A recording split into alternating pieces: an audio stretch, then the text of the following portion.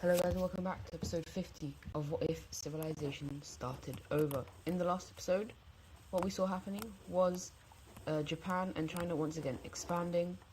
We saw the Anti-Nuclear Organization, or ANO, being created, and I think those were the main things. But anyways, let's just head straight into the video, and we're actually going to start off over here in... the other thing that we saw happening was, if we turn on alliances, we saw the Diamond Economical Alliance being created. But anyways, what we see also now, what we're going to see happening is, well, this country, or a lot of these countries inside of the Sahara are kind of screwed. They can't do much, and so we just see this country's economy just kind of dying. And so very quickly, a couple of countries are going to enter into the country, and eventually the country is going to be split up and a peace treaty will be created. And so first off, the red team won't actually take as much land as they probably should have. They only take this much. We see the gold team taking all of this land, as the rest is actually going to go over to the yellow team, and so that is one less capital city and one less country inside of Africa. As I said, a lot of countries inside of Africa are slowly falling, and well, speaking of that, we're gonna see this country is kind of sending an ultimatum to these guys, join or die.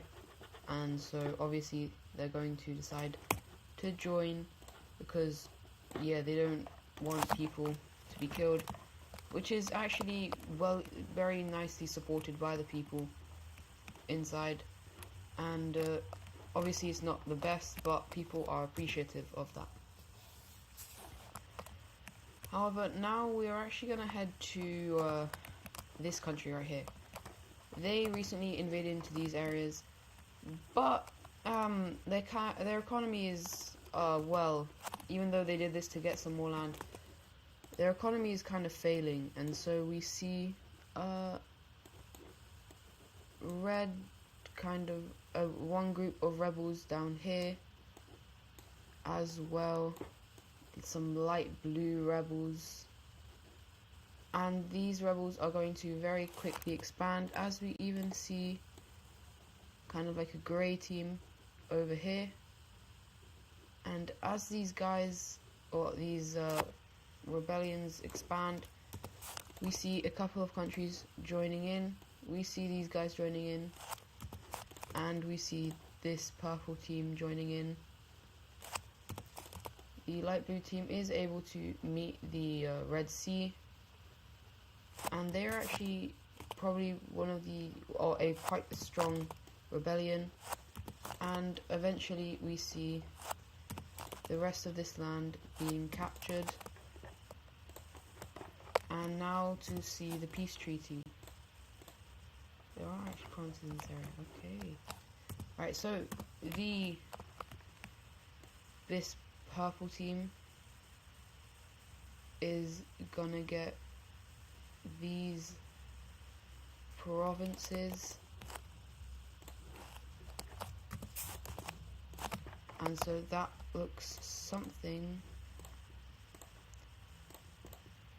like that. We then see the purple team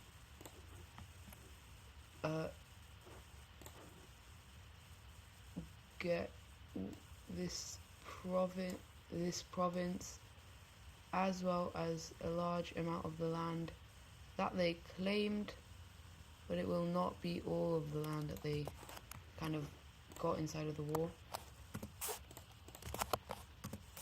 And so that land will look something like this.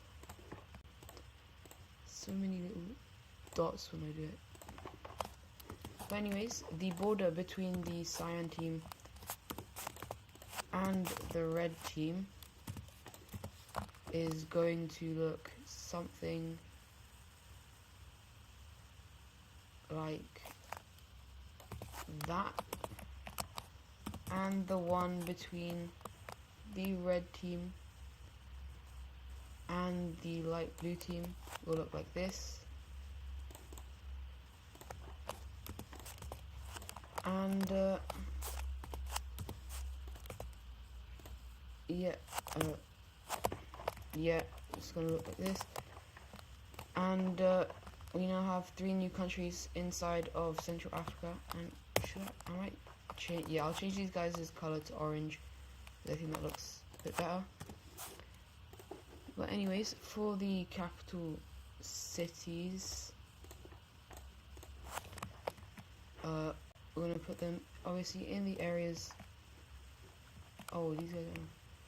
Well, their capital will actually be right here because the Red Sea is very important to them. And yeah. Now we're gonna actually keep staying inside of Africa, and we're gonna see the Egyptians actually deciding to go up to the Libyans and be like, you know what? What if we united? Would that not be good? So this is basically they're proposing a union. They would have 2 capitals. And so the Libyan team is going to hold a referendum, and it's going to be 10% no, 80% say yes. They know how good it could be, and so the people overwhelmingly want to do this. Now I will actually not have this capital here because I think they kind of have joint capitals, but kind of not as well. But anyways, we see the yellow team becoming a lot larger. Now, heading over into this area. As we can see, this area is quite democratic, and Africa is starting to be kind of not less democratic, but there's a lot of fascist nations. And a lot of these guys are actually flawed democracies. And these guys are making sure that there aren't any fascist leaders. But if you're making sure something can't happen, are you really a fair democracy? But what we actually see happening is all of them having elections. And as we know, these guys, they aren't allowed to have a fascist leader there. But that's interesting. Oh, okay, right. And so as we can see here, oh, these guys, yeah, them as well. Even though it's just, yeah.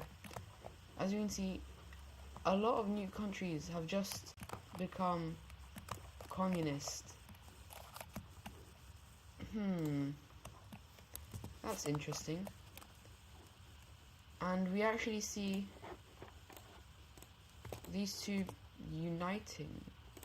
Oh, right, that's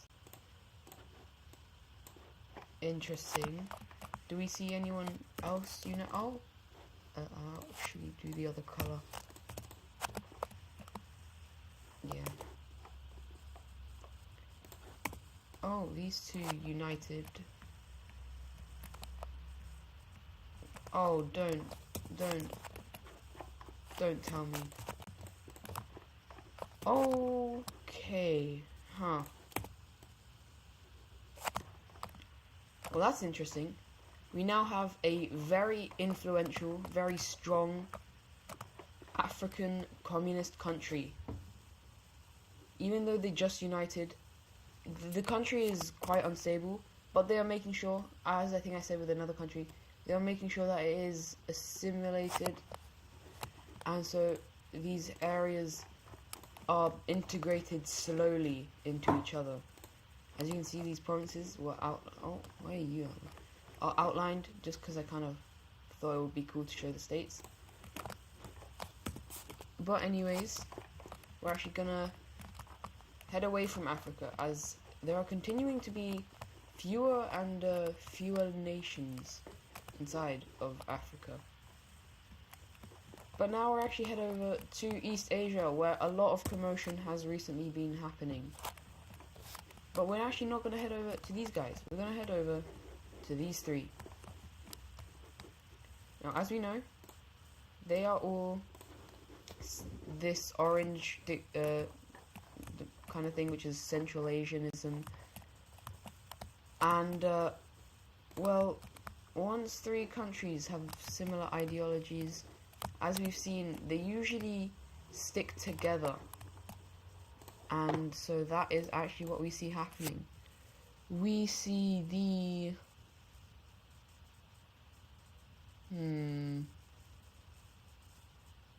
new circle. They actually do call it the new circle. That's on the wrong layer. They call it the new circle alliance because, as we know, the other circle alliance kind of failed. But these guys are determined to make it work.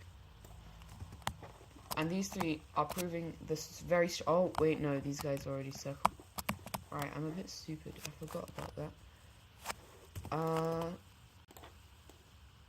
Let me find another shape. Okay, never mind. We have the Parallelogram Alliance. Now, this is very different to Adis Pro's Parallelogram Alliance, because those guys are fascists. These guys are Central Asianists, and yeah, they are actually pretty strong. However, obviously these two, well, Central Asia has become a very not hostile area, but a very split area. We can see the kind of separation between the two sides. And yeah, we're now actually gonna head over to the French team, because Iceland, as we know, Iceland has been troublesome in the past, but now they kind of want freedom. They don't like that the French team has power over them, and so we actually see them rebelling away, and they actually decide to make a deal with the French team. Let us rebel away and we will pay you money. And because the French team wasn't really getting much out of this area, they're gonna be like, you know what, okay, leave, but you have to pay us that money. And Iceland is going to agree, and well, the French team is actually quite happy by this, but they think that they need a new kind of extra land. So they're going to go over to these guys and be like, yeah, we're going to kind of need this land, you know. Oh, that land as well. And so we see the French team expand into these two areas. And they're actually thinking, I can't remember if they always had their capital right here, because I feel like they might have had it up here, but maybe not. No, they didn't. But they are thinking about moving their capital up here into, let me turn off the alliance, into this major city, as it is already a very developed city. And so what they're going to do is they're going to put it there they're going to have two capitals, as they slowly kind of put it into both the main stuff. And yeah, but we're now, what can we look at now? We're gonna look at the this Indian country. Now, both these countries know that, or both countries want to be the leader of the Indian area, but neither of them kind of are able to do this. So we actually see a couple of rebel groups known as the Indian supremacists they want to become they want to control all of India. This might not be their final color, but yeah, we're gonna see at first central parts of the country rebel away, and very quickly large amounts of the red team are rebelling away, and eventually the red team is going to be like, you know what, fine, they're going to basically join the rebels, and this is literally the red government, and so they're now getting the support of the people in this country as well, and we see them expanding very quickly because of the help of the people. Now this newer land as well, yeah, you guys thought the green team was gonna be gone. No, wait, hold up.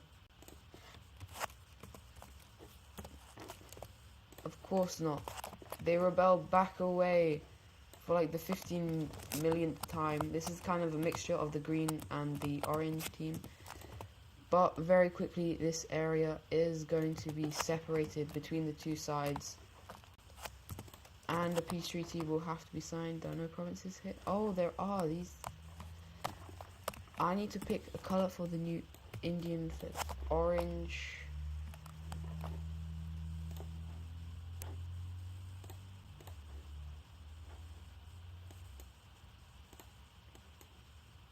I'll do this brownish color.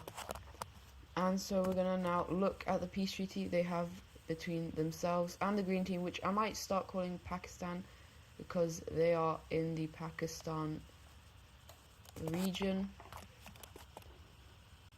And well, yeah, the capital cities of these new nations, the green team will have it there, while the Indian Federation, even though the red team basically started and helped them out, they're going to have it right in the center of their nation to show that they are caring for all the people around them. And so now we're actually going to head over for one of the final event of the episode. The yellow team is going to invade once again into this country right here, but for one of the first times the red team anticipates it, for the first time in quite a while, because those were two major failures, and well, the red team is not sure what to do here, and so they send like a boat, like, what should we do? And the government sends back, defend the land, but something gets misinterpreted in parts, and oh no. Okay. Seeing this, the yellow team is like, oh hell no, and immediately just strikes back, taking the rest of this. And well, the red team is furious. They are not having it, and they start invasions into all areas that they really have borders with the yellow team. They had a lot more troops on these borders than the yellow team did, and very quickly larger and larger amounts of red team troops are flowing into the yellow Japanese team. But I'm actually going to end the episode here. Hope you guys enjoyed, and I'll see you guys in the next one. Goodbye.